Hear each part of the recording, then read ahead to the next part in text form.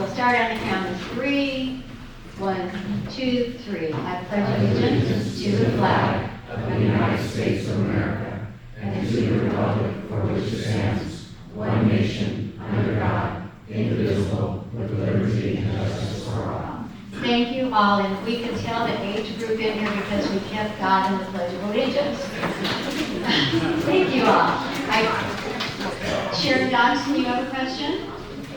Okay, that's in your way. This? Absolutely.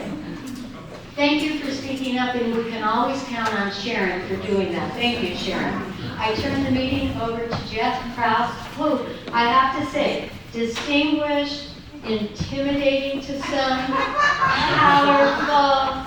My hat goes off to Jeff Krause. He's amazing.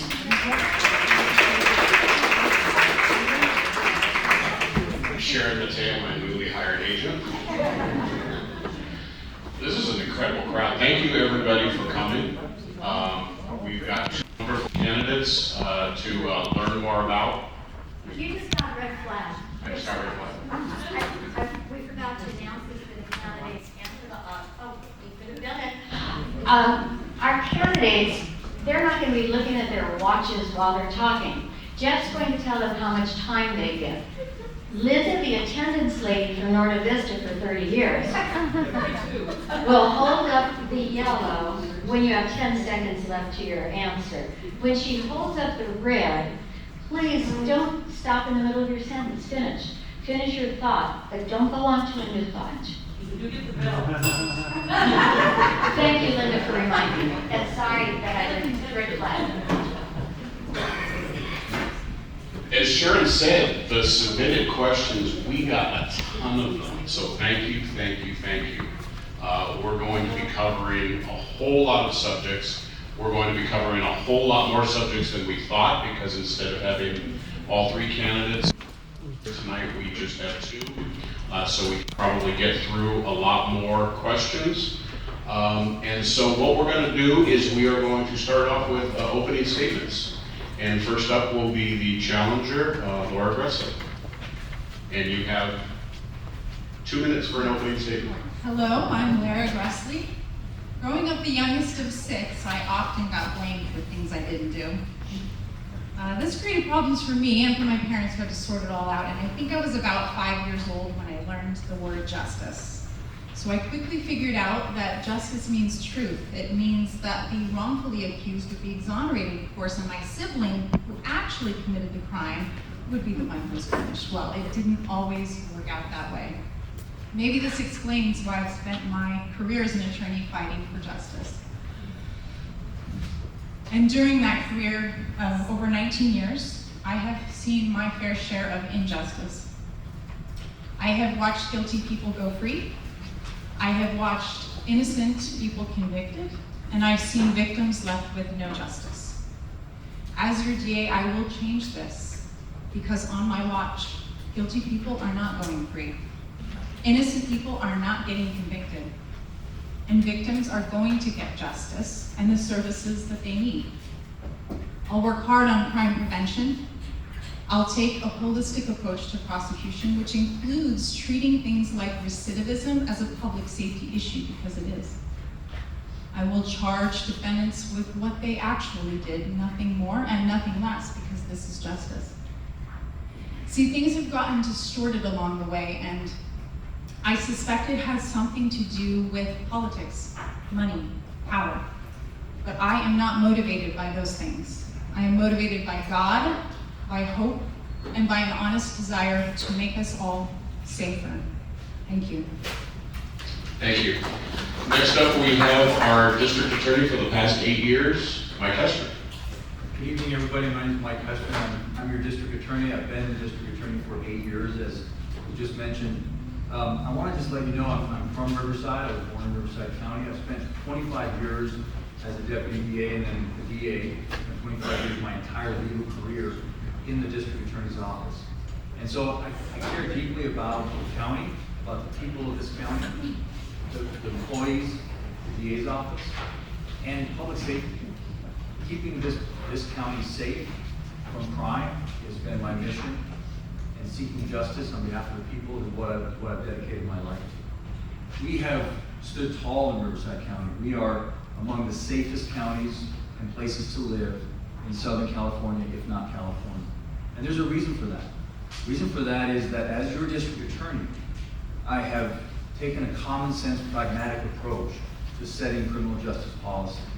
I believe in vigorously enforcing the law as it's written, not as I wish it was written. That's our job as district attorneys. And so I've done that. I've taken a hard line on murderers and rapists and gang members with guns and child predators. And I don't apologize for that, and I never will. That's my job. That's how you keep communities safe. But we've also done great things in our collaborative courts because recidivism is a big problem. And so we have tackled recidivism. I've led the way on collaborative courts. We've expanded our collaborative courts while I've been the DA, Veterans Court, Mental Health Court, Drug Court, the new Homeless Court. So we're going to take a balanced approach to keeping you, the people of Riverside County, safe. In the next 4 years, I'll keep doing what works, and I'll make sure I double down on making sure this county is as safe as it can be. Thank you very much. If I have to bring Sharon up to come up and talk to you about applauding, you know, there are people here that have already decided who they're going to vote for, but there are people here that haven't. So I ask you not to influence them. Let them be influenced by the two people we have up here, if that's okay.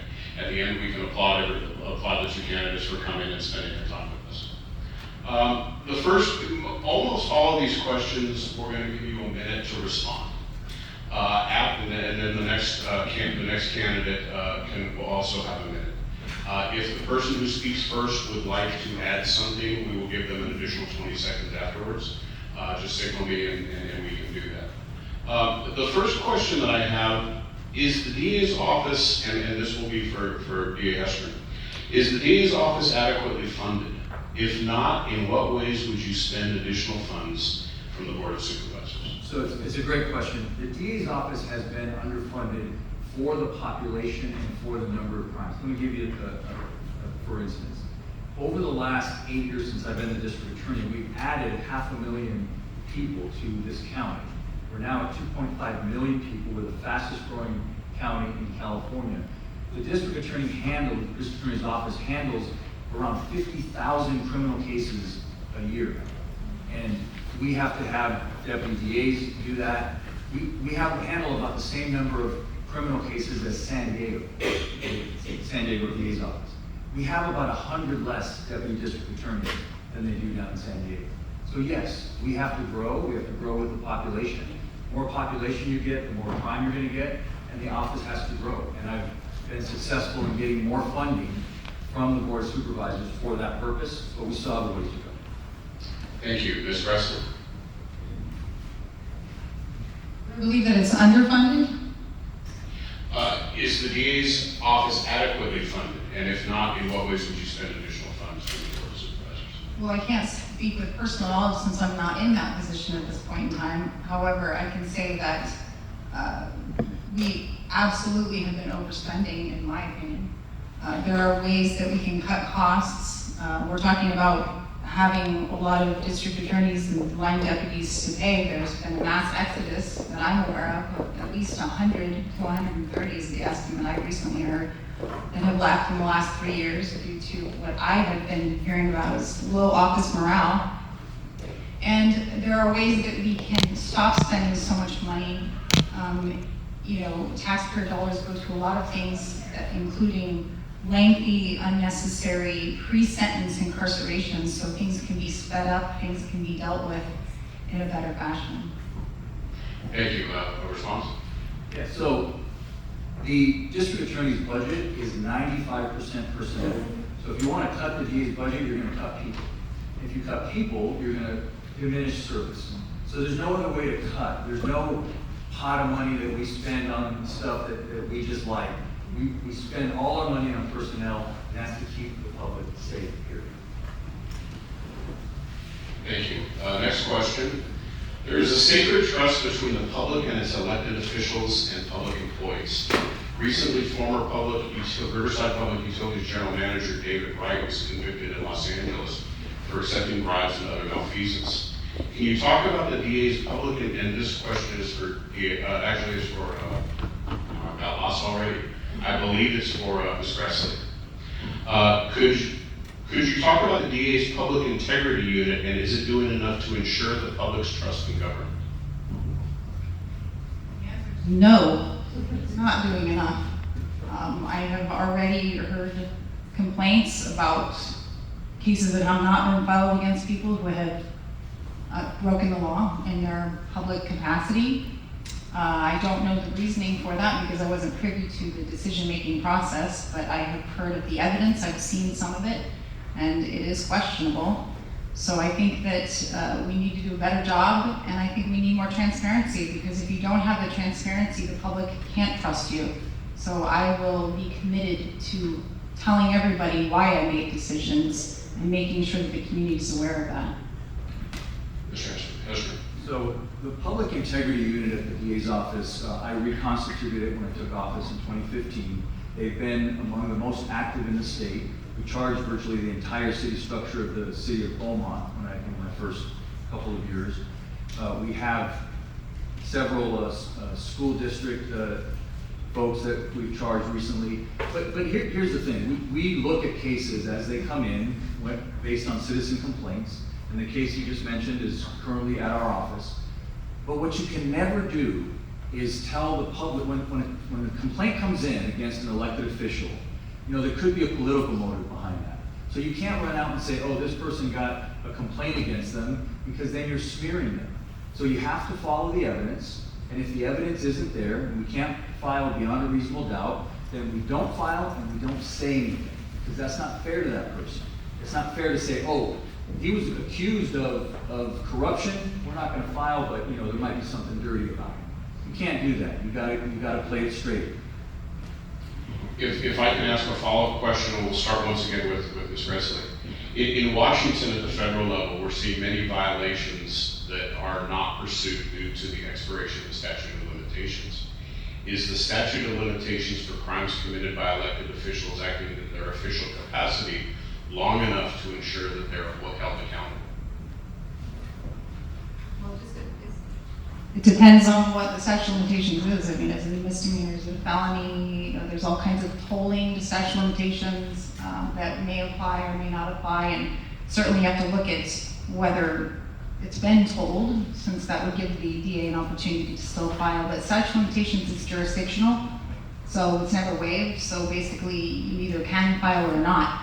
And my theory is you just need to be on top of things so that you're filing within that period of time. It's not an issue in Riverside County. We haven't been losing cases because of statute of limitations. We look at cases quickly. We gather the evidence. We go through the evidence. If we can file beyond a reasonable doubt, we do. And if we don't, we don't. But we do that decision relatively quickly in most instances. Thank you. My next question is for Mr. Hestrin.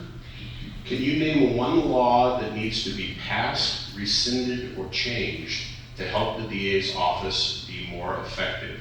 What would it be and why? So the worst thing that's happened to California in the last 10 years, and there are many bad things that have happened, is Proposition 47. Proposition 47 has been a disaster.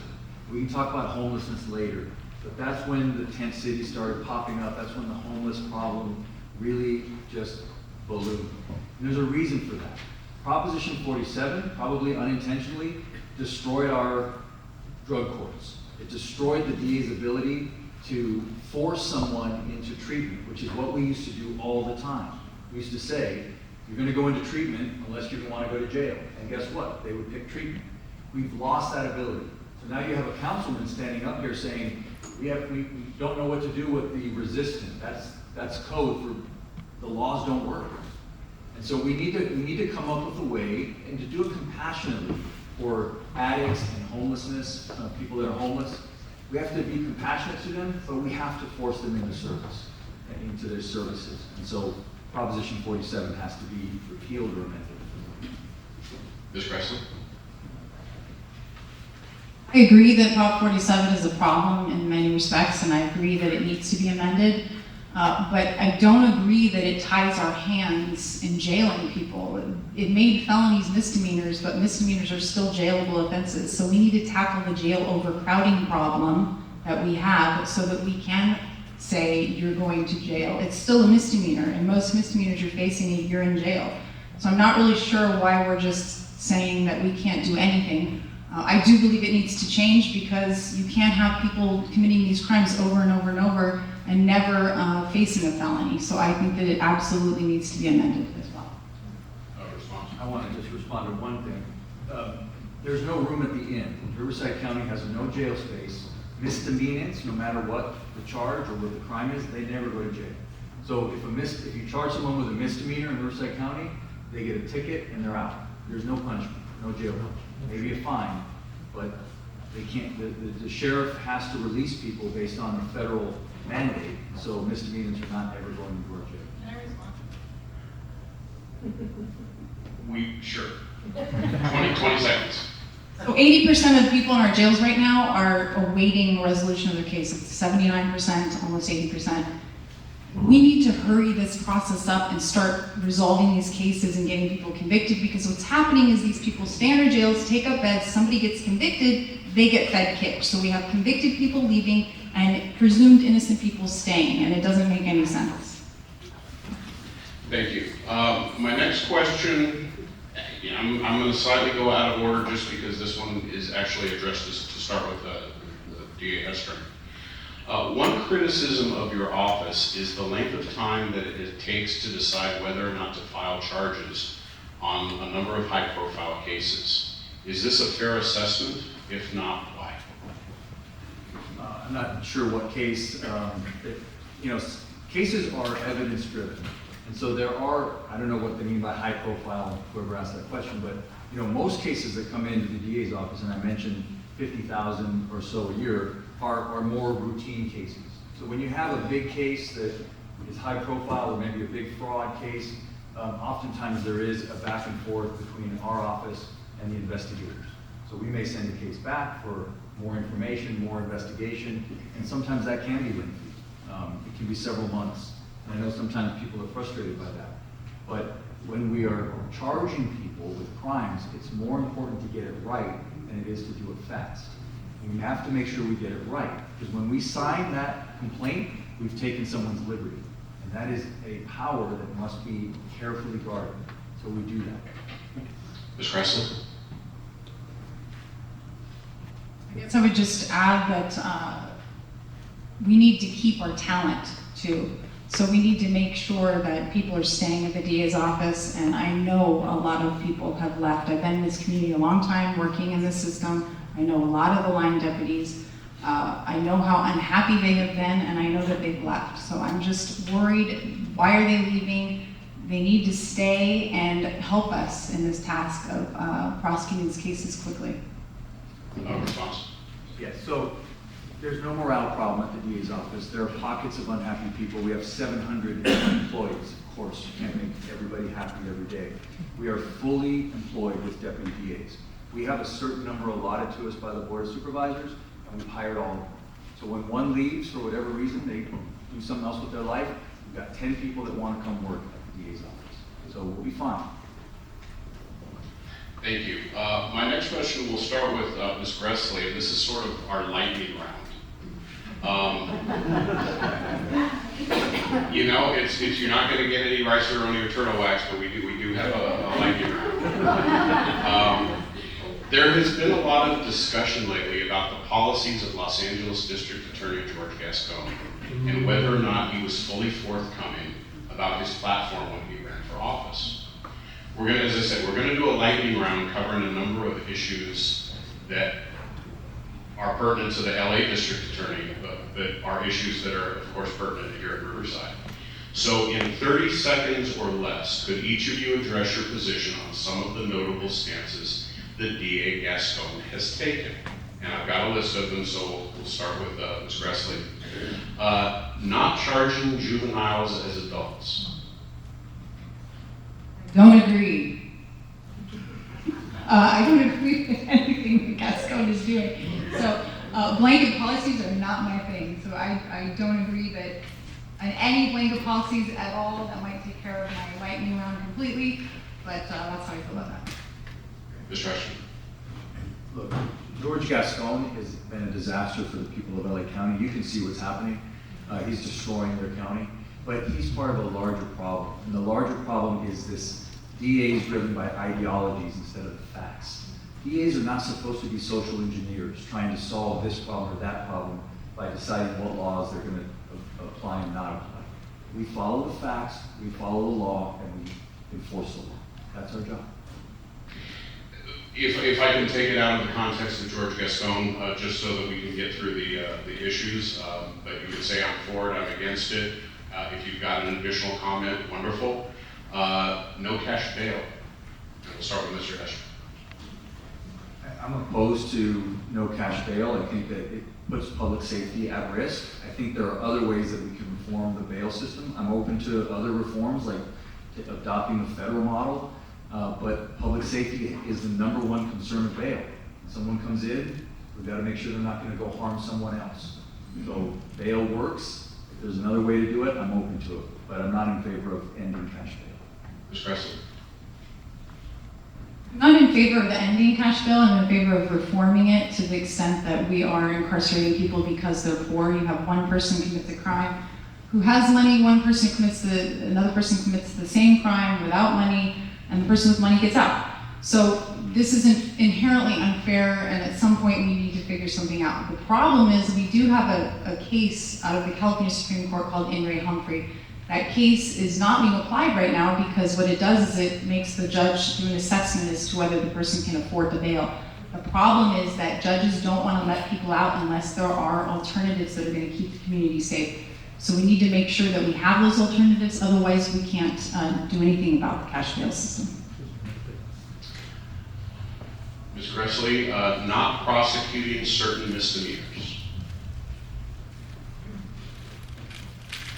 No, I don't think that you can do that. I don't believe in, look, and Mr. Hestrin just said this, as DA, you're not making policy, you're enforcing the law. So you have a certain amount of discretion in doing that. But a misdemeanor is a crime, and you need to prosecute it appropriately. And what that appropriate prosecution looks like may change in different circumstances. But I don't agree with any blanket policies of not prosecuting misdemeanors. Mr. Hestrin. Absolutely not. If a crime is committed in this jurisdiction, we prosecute it. That's the DA's job. You can't pick and choose. So obviously, there are big differences in punishment, and we take into account people's background, or if it's a first offense, if it's a minor offense, those are all valid. But just not prosecuting it as a matter of blanket policy is a terrible idea. We're, Mr. Hestrin, you're next. And we're going to try and run through these a little quicker because it seems like there's some agreement here, and we want to make sure that we're able to not wedge differences, but discover differences. Not seeking the death penalty, Mr. Hestrin. Look, the death penalty is a hard discussion. It's talking about human life, and the victims have suffered, the victims' families have suffered horribly. So yes, I believe in the death penalty where appropriate. I think it should be used rarely, and we have very much reduced our use of the death penalty here in Riverside County. I do believe in it, but just to give you one statistic, in 2011, there were 46 pending death penalty cases in Riverside County, and in mid-March, we had 15. So we have narrowed it, reduced it, but I think in the rare case, it should be available as an option. Ms. Gressler.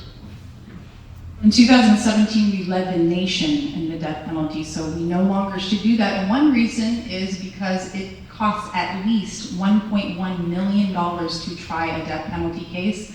So it is absolutely too expensive. There's a moratorium on it. They're dismantling death row. It doesn't make a lot of sense, and unless you really know that this person committed a crime, you can't do it. It's fatal. So I don't believe, again, in blanket policies of not using it, not considering it. I believe you need to use your discretion.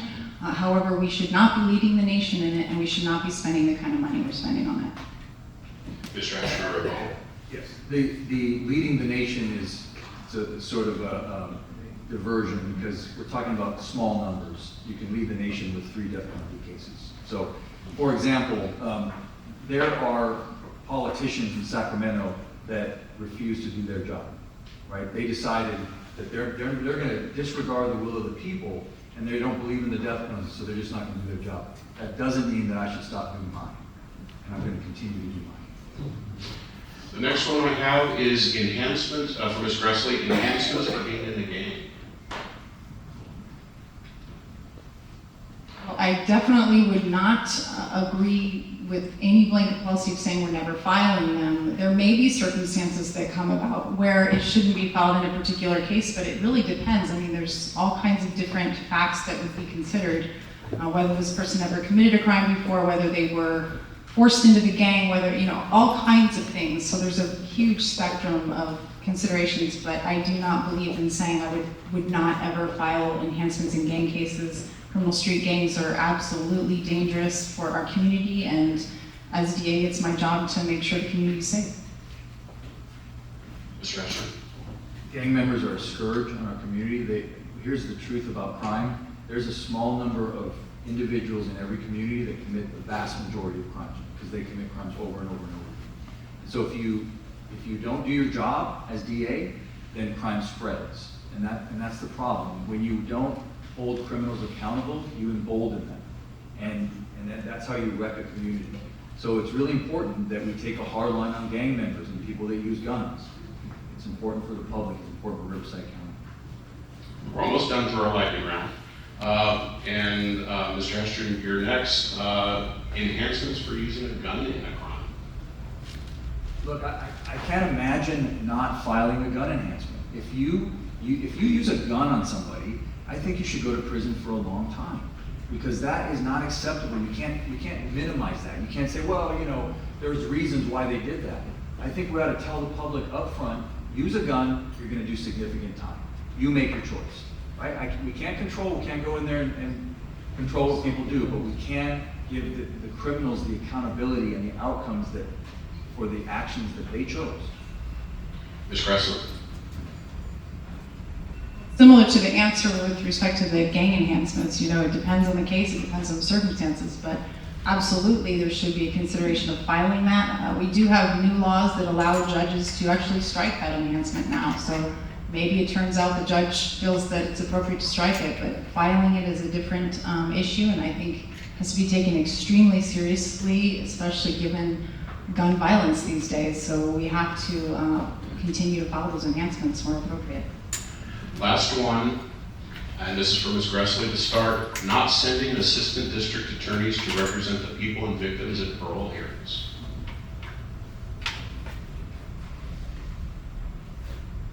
I think it's a valuable thing. There are some people that should not get out, you know, let's face it. But honestly, knowing what I know about parole boards, I don't think most do get out. I also think that, you know, that sort of goes in line with Prop 57, and we need to change that one too, by the way, because there's no guidelines for parole boards to determine whether to let somebody out if they've fulfilled their sentence under that proposition. So I think it's beneficial to have somebody go and speak for the DA's office and speak on behalf of victims and people. Mr. Hestrin. Parole boards are releasing between 35 and 40% of the people that come before them. And that's why the Riverside DA's office sends an attorney to every parole hearing, because a victim's voice has to be heard and represented, and that's our job, is to make sure that the parole board hears the other side of the story. Because they're going to hear from the parolee about all the great things they've done, and that should be considered. But the pain and the suffering that they cause is the other side of that scale, and it also has to be considered. And we make sure that the parole board hear that. Thank you. I believe Mr. Hestrin is next. Please correct me if I'm wrong, but we're done with the lightning round. Breathe a sigh of relief. Mr. Hestrin, can you talk about what you see as a possible, or what are the crime issues we might face over the next 4 years, and how will you focus as DA resources to combat them? So, 2 things. One is homeless. Homeless issue is only getting worse. and we have started in Riverside County a homeless court. The homeless court, I have great hope in it. It's just starting, it's countywide, but part of what we need with homeless court is the sheriff has promised to set aside jail space for the program.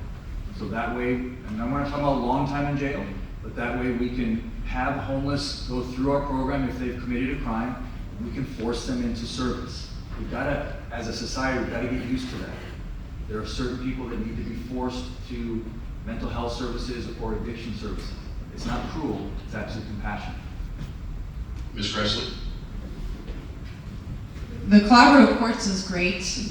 We are sort of behind the times in Riverside County because they've had this in other counties for a long time, so I'm happy it's here.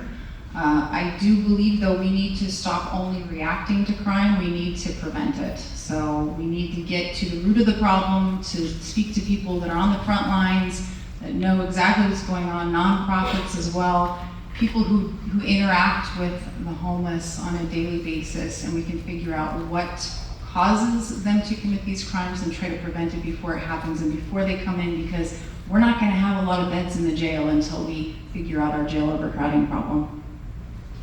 Thank you. I've got a couple follow-up questions to this as far as issues that have been percolating or rising up to the top. We didn't know what you were going to say, so we wanted to offer a couple follow-ups. And I believe, Ms. Gressler, you're first on this one.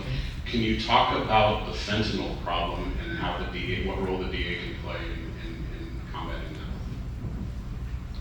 So this is a huge issue. I think that, my perspective, the first two things that come to mind is we need to be working with the federal government on the borders because it's coming in. So we need to be working in conjunction with them. And also we need to be in the schools. We need to do training, have somebody in the schools because our kids are the most vulnerable and we need to protect them from this extremely dangerous drug. I don't think charging people with murder is the only answer. I think that it's not deterring people, and that might be the objective, but I don't think that it's practical, given what I know about why people commit crimes. But I think that we need to make sure that we're protecting the most vulnerable first and go from there. So with fentanyl, it absolutely is a scourge, and we are in the schools giving presentations to kids, and we are partnered with the County of Riverside to do a massive media blitz and PR campaign. But I absolutely will continue to charge drug dealers with murder when they kill. Let me tell you why. It absolutely deters. Here's how I know. We're in contact with a lot of the service providers for addiction counseling.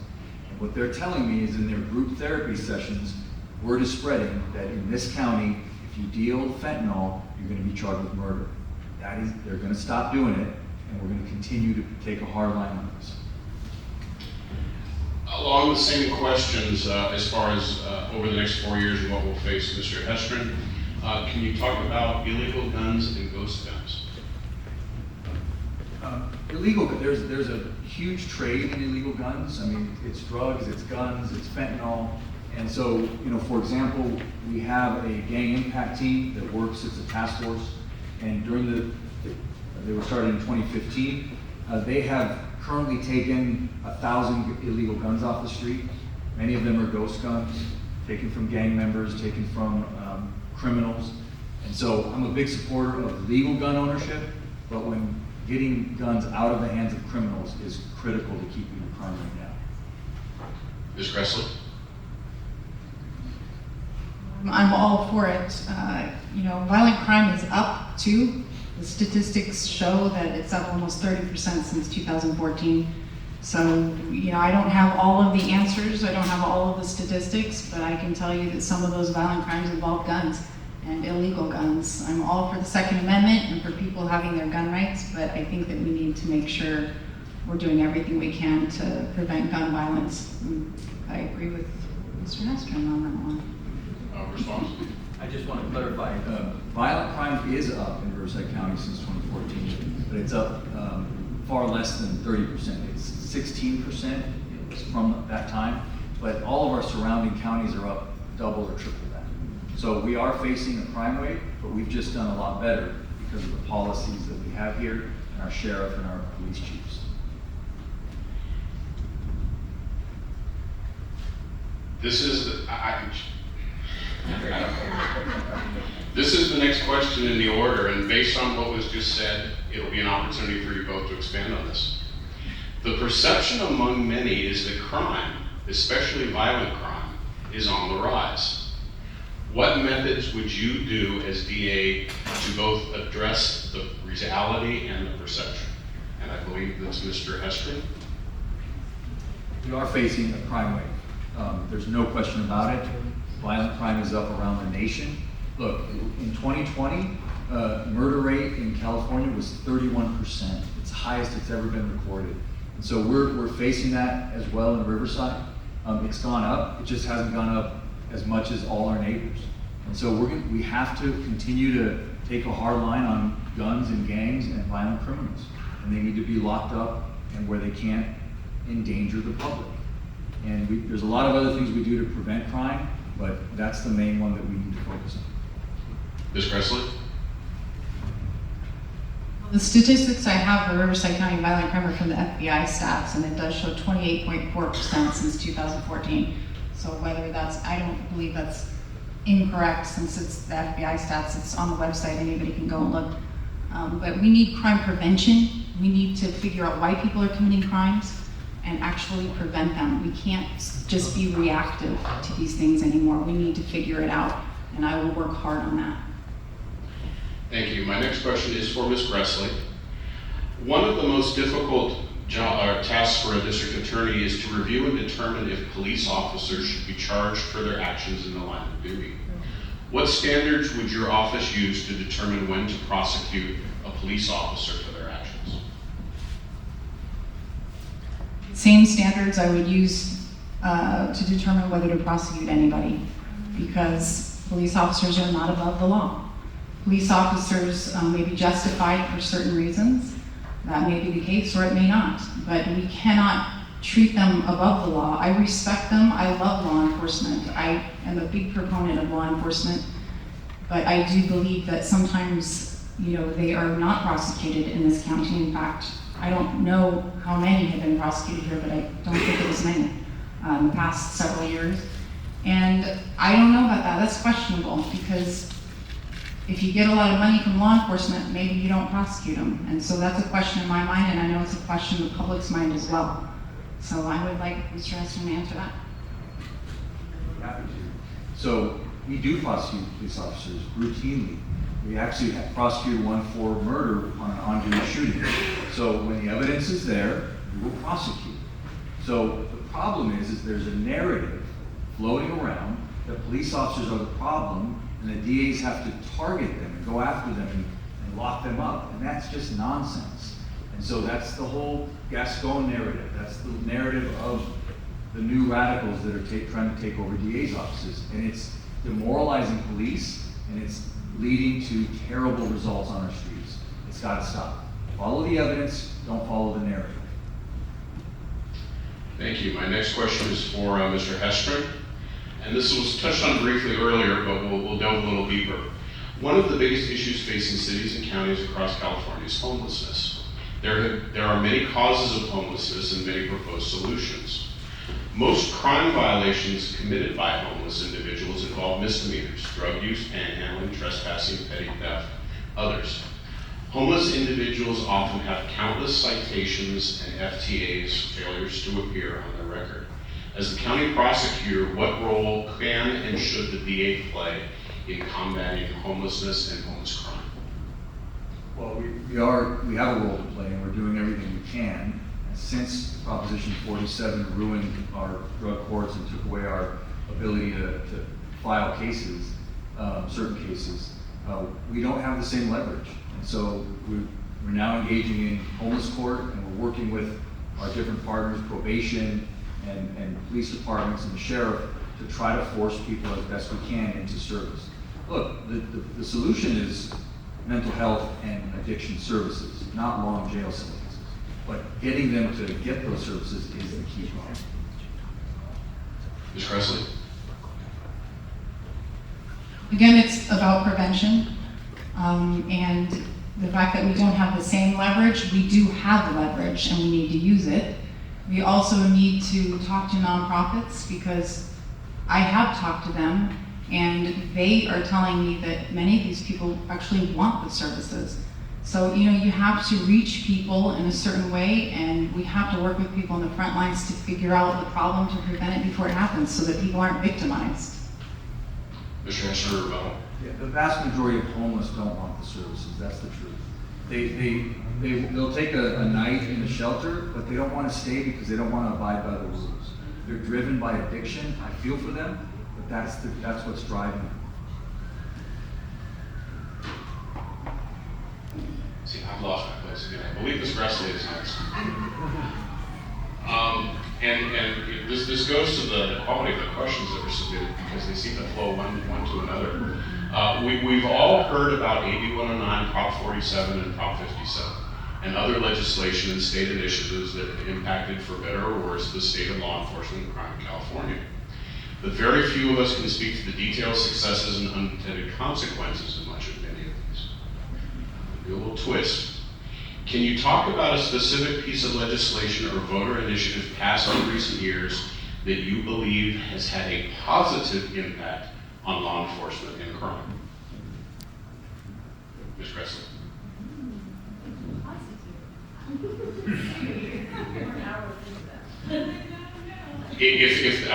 Not to give you, if there isn't, there isn't, but, you know, that. Well, I mean, the recent legislation with respect to the collaborative courts, that's a good one. You know, and I think that anything that passes, so look, Prop 47, okay, Prop 57, AB 109, these are all efforts to reform, they're efforts to decriminalize things, to make, you know, felonies and misdemeanors because our laws are so harsh. I get it. The problem is these weren't well thought out, in my opinion, so we need to revisit them and figure out ways of repealing or amending them or starting over. And I understand the objective behind it, the intent was good, but we have a lot of collateral consequences that we weren't expecting, so. Mr. Hestrin. I can't think of a good one, to be honest with you. It's been a disaster. The whole, they call it the reform movement, but it's not reform. They're simply trying to destroy the criminal justice system. I agree. We've got to revisit 47, AB 109, and 57, and many others. We need to start over and rebuild our criminal justice system because it's broken. Thank you. Mr. Hester, the next question is yours. The saga of the Turpin children has been in and out of the news for a number of years and in the past few weeks. I'd like to talk about victims' rights. I know the DA has a victims' rights division, but could you talk about how does and how should the DA's office provide services and assistance to crime victims?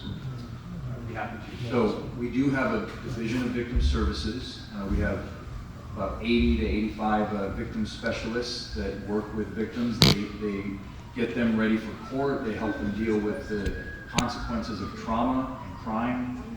We also have a family justice center that is a separate nonprofit, and they work with victims, typically victims of domestic violence and child abuse. But the DA's role in helping victims is pivotal, and we have to focus on victims. And it's a word that gets left out of many conversations today about criminal justice, and it shouldn't be. Ms. Gressley. Well, in my opinion, we need to improve it. That's my perspective. And also with the re-victimization of the Turpin children, obviously that's a big problem. So we need to prevent those things from happening, and whatever it takes, I won't stop until I make sure that victims are getting the services they need. Thank you, Ms. Gressley. The next question is for you. And has jail overcrowding, well, and this is going to be a hypothetical for you, but has jail overcrowding, sentencing guidelines, early releases, diversion programs, or, I should probably start it over. I'm going to start it over, I apologize. Will jail overcrowding, sentencing guidelines, early releases, diversion programs, or other external factors impact how, if and how you will choose to prosecute cases?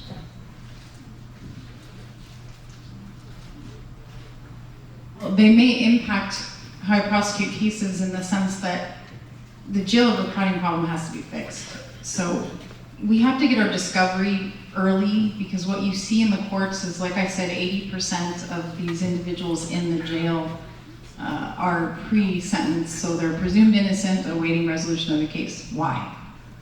Defense attorneys aren't getting discovery, maybe that's the reason. And if that's the reason, we need to get the discovery and get these cases resolved. We also need to resolve cases for reasonable offers, and that doesn't mean letting people go scot-free. It means getting consequences and getting them early so we can move cases along. Mr. Hestrin? Can you repeat the question? Sure. Has jail overcrowding, sentencing guidelines, early releases, diversion programs, or other external factors impacted if and how you choose to prosecute cases? You know, jail overcrowding is one of the main issues we face because it has meant in practice that for many crimes there are no consequences. So for example, in Riverside County, we file a felony, someone steals a car, it's still a felony. We file charges, my prosecutor's going to court, and they may sentence that person to 2 years in county jail. Maybe they've got a bunch of priors. They're gonna do about 10 days of those 2 years before they're released. 10 days. And then they're done, they don't have anything else. So it's hard to run a criminal justice system like that. You can imagine that people that steal cars for a living, they figured out that there are no consequences. Mr. Hestrin, the next question is for you. We have heard for many years about the disproportionate number of minorities and low-income residents that get trapped in the criminal justice system. Is there systemic racism in Riverside County's criminal justice system? If so, what can be done to minimize it? If not, why might some have that perception? There are different rates of criminality in different groups, and it has nothing to do with race. It has to do with socioeconomic issues that are very complex. But certainly there are too many black and brown people in our jails. But the solution is not to stop prosecuting. The solution is to prevent those crimes and help folks have opportunities in society. So yes, it is a problem, but we've got to be careful what solution we choose.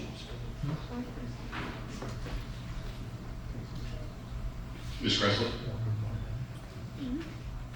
I think it's definitely a problem, and I think that we need training, we need education, we need preventative measures. One thing I would propose so that the DA's office would not be, under my watch, accused of racially biased charging is a blind justice policy where, to whatever extent possible, the filers don't know the race. I think we need to protect the deputies who are actually filing these cases from that claim, because it's not a nice thing for somebody to say about you. And the ACLU just said it about Mr. Hestrin's office. So I think we need to take measures to prevent that from happening at all. Mr. Hestrin, rebuttal? Yes, we went to blind filing 2 years ago, and the ACLU still said the same bad stuff about it. So they're going to say what they're going to say. We're not going to be driven by what the ACLU's opinion is. But our prosecutors are ethical people, and they file cases based on the evidence, not based on anyone's race. Thank you. The next question is for Ms. Gressley, and you touched on it earlier, so I want to make sure that we ask it and get a little bit more expansive answer. We touched on bail reform, and you mentioned that you were in favor of bail reform. How should the bail system be reformed in a 1-minute answer? Pressure. So, like I said, we have this case in Ray Humphrey, and it's not being applied. And the reason is because what happens is you go into court and the judge says, well, your client can't afford that $1 million bail, but I'm going to preventively detain them anyway because I don't think that we have these restrictive alternatives that will keep the community safe. So if we actually end cash bail overnight, our jail overcrowding problem is going to be ridiculous. Okay, so it's going to be far worse than it is now. So we need to take steps towards monitoring programs, towards additional things that we can do to make sure the community is safe, so that people who don't have the money to bail out are not discriminated against, essentially, and held in the jail, and it would free up a bed if they're able to get out and be safe, in the community as well. So the public safety obviously is the biggest issue, so that comes first, but we do need to work towards that goal. Mr. Escher? Again, I don't favor ending cash bail. I'm in favor of reform.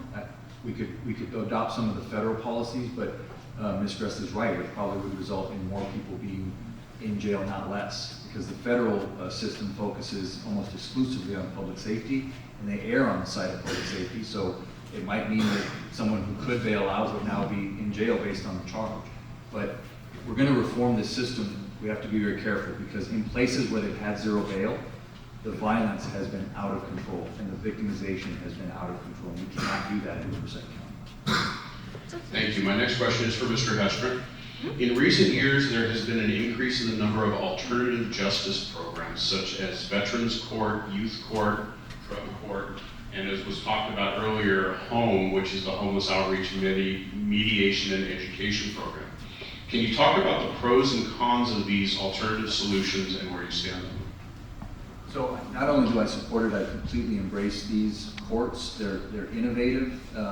They work with lower level offenders. So we're not talking about violent criminals. They don't get into the court. And that's what my prosecutors do in these courts, is they work with the defense attorneys to pick or select the people that are going to come into the program. The outcomes are really good.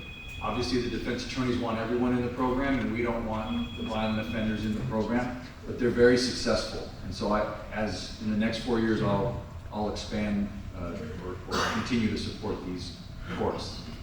It's a good idea. Ms. Presley? Absolutely, they need to be expanded.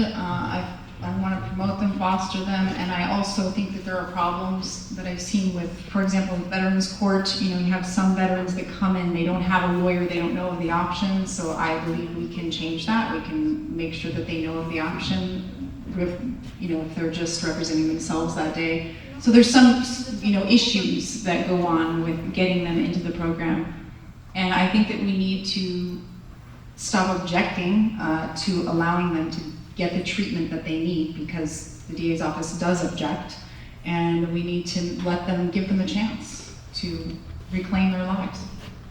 Rebuttal? Yes. When someone's committed a rape or a murder, you bet we object. We're not gonna allow people who are guilty of violent crimes to come into these programs. It's not appropriate. But when we allow someone in the program, we don't object.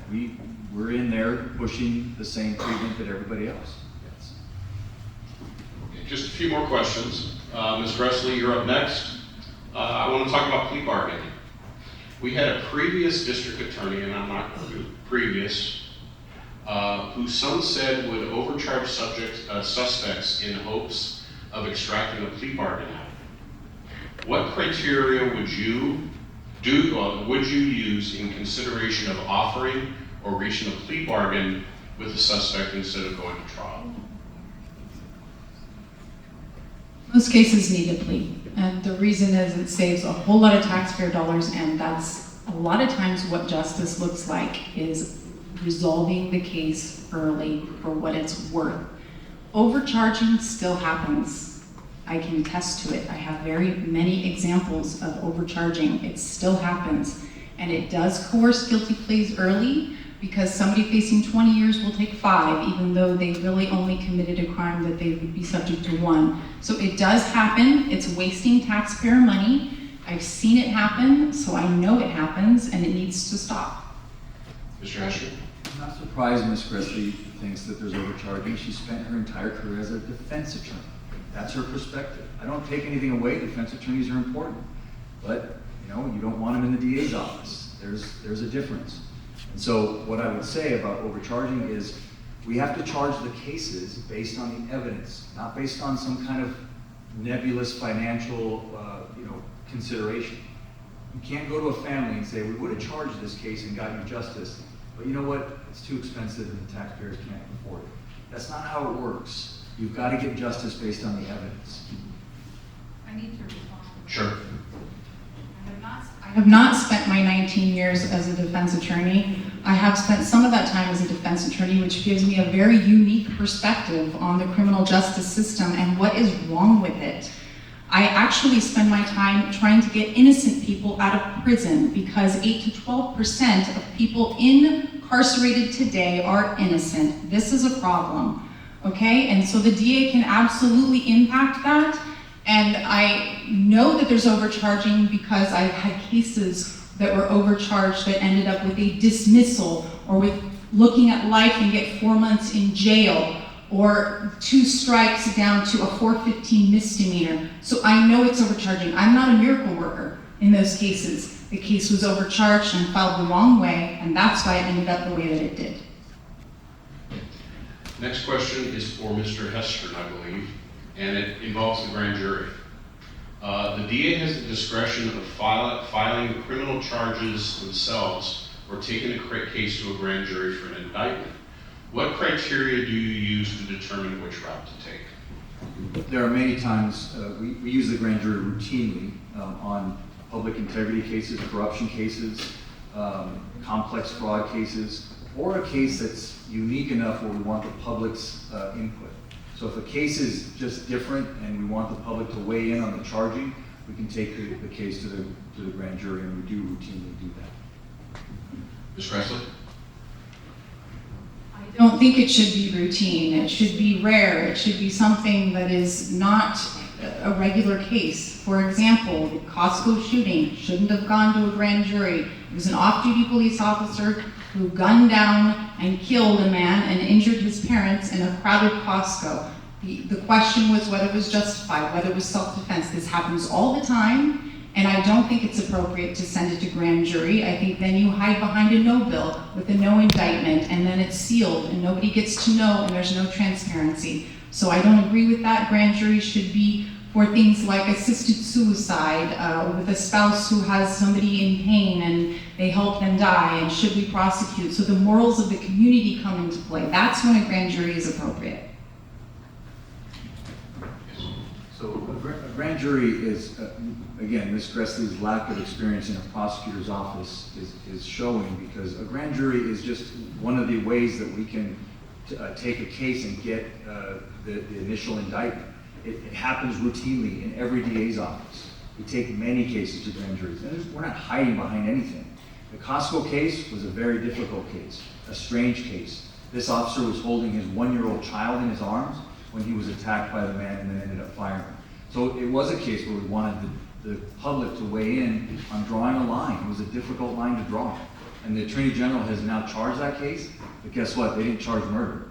So it tells you how difficult the case was. I'm failing miserably as a moderator because I'm lost again. I'll help.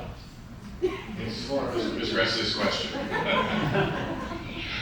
With more and more people having their DNA in public databases, can you talk about what resources you would allocate to pursuing older cold cases? And also, in what way would you work with defense attorneys on exoneration? Well, as I currently spend my time trying to get innocent people out of prison, that is a primary objective of mine, because 1 day, 1 minute incarcerated when you're innocent, it should never happen. It's a travesty. So we need to spend resources on that and use whatever resources we have, DNA, work with anybody filing a petition, to try to figure those things out and figure out whether this cold case, this person's innocent. Obviously, cold cases are important. We have to triage our cases though, so we may not be able to have those resources, especially since we're in a budget crisis. But obviously I would definitely want to pursue the cold cases if we can. Mr. Hestrin. The Riverside DA's office recently received a huge federal grant to create a cold case unit. It's been in the news, and so our cold case unit has been very active, and we're fully funded. We're not in a budget crisis. So we are we're taking those cases very seriously. We're going to go back and solve old murders, because the victims deserve justice no matter how long it's been, and we're going to continue to do that. We do also work very well with innocence projects, and we have exonerated at least one individual, more than one individual. Sure. The federal grant, does that money go towards freeing innocent people as well in cold cases? If we find evidence that shows someone didn't do it, then we don't file a case. We do that in every case. Yes.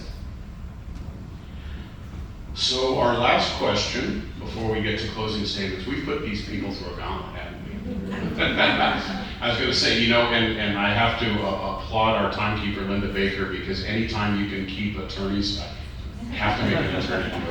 Anytime you can keep attorneys within a minute and succeed for 20 some odd questions, it speaks to our timekeeper. But the last question that I have is, can you name a part of, and this one is for Mr. Hestrin, can you name a part of law enforcement or the criminal justice system beyond the DA's office? Police, jails, parole, drug treatment, mental health, somewhere else, that could use additional funding or resources to help reduce crime in Riverside County? Look, I think we're underfunded in Riverside County. I do think that, we could use more. There are not enough treatment beds for the homeless. That is a big problem. We don't have shelters for battered women in this county that are nearly what we need. And compared to San Diego County, we have a fraction of that. So talk about victims and helping people, overcome terrible crimes. Battered women come to mind. And so, yes, we could certainly use more resources and more funding in those areas. Ms. Cressley?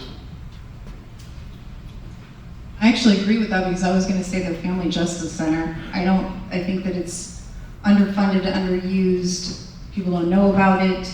I've talked to people who are domestic violence victims that have not gotten services. I've had to sort of tell them about this place, and I think we need to really ramp that up as much as possible so that victims of crime, that we're taking care of them and we're serving them, because that is absolutely one of our primary objectives as DA. Thank you. We have now that concludes the prepared questions for you. And as I said, I appreciate you running the gauntlet of all of these questions. We'd like to wrap it up with closing statements. And I think because we started a little late, we do probably allot each of you 90 seconds. I'm looking at you, but Sharon is right in my eyesight, and I'm afraid and almost have to duck to hide from keeping eye contact with her. So Mr. Hestrin, if you could start with closing comments. So, look, it's been my great honor to be your district attorney for the last 8 years. I love the office that I've spent my entire legal career. I never worked anywhere else as a lawyer, only this office. And so I take the trust that you put in me very seriously, and I get up every day and I try to do the best job I can to get justice and improve justice in this county, and also to make sure that I do everything I can to keep the people safe. And that is a big problem, a big concern nowadays, and you need a DA that has the experience and has prosecuted cases and has come through and understands what it takes to keep a community safe. I know how to do that. I've been here, and we'll continue to do it. And look, I'm a pragmatist. I favor a common sense approach. What works, we'll keep doing. If something doesn't work, we'll try something else. But above all, our job is to serve you, the people. And in the next 4 years, we're going to continue to do that and keep this county among the safest places to live in California. Thank you. Thank you, Ms. Cressley. After all is said and done here at the debate or at the ballot box, it turns out we all want the same thing. We all want to feel safe. We want peace, and peace comes when we feel safe in our communities, when we feel treated equally by those in charge, and when we feel well served by our district attorney. As your DA, I will serve with integrity. I will serve with transparency and perseverance, because I'm not going to give up until we find solutions and that these solutions last. I will serve as DA, and I will make sure that righteous justice is done and unrighteous justice is undone. People who know me know that I love to quote Dr. Martin Luther King Jr., and the reason is because he represents what I believe in. The fight for civil rights includes the fight for justice for every single person. And so I quote him again today because his words mean just as much as they did when he first spoke them. And he said, "True peace is not merely the absence of tension, it is the presence of justice." Join me in this cause. Vote Lara Gressley for District Attorney on June 7th. Let's put justice first. Thank you. Thank you very much. These two candidates tonight have been put through a gauntlet of 20 some odd questions. Let's give them all a photo.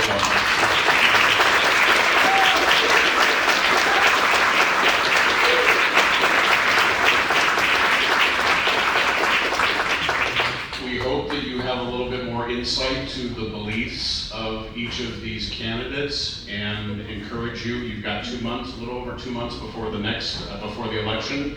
So please learn the same about everybody on the ballot, because that way you can be an informed voter. As I said, thank you to both of you for enduring our gauntlet of questions. If you'll stay around, people might want to come up and have specific questions for you. But I will turn it back over to Sharon to wind down the meeting. Yeah. I think we put our moderator to the gauntlet. Big hand for Jeff Krause.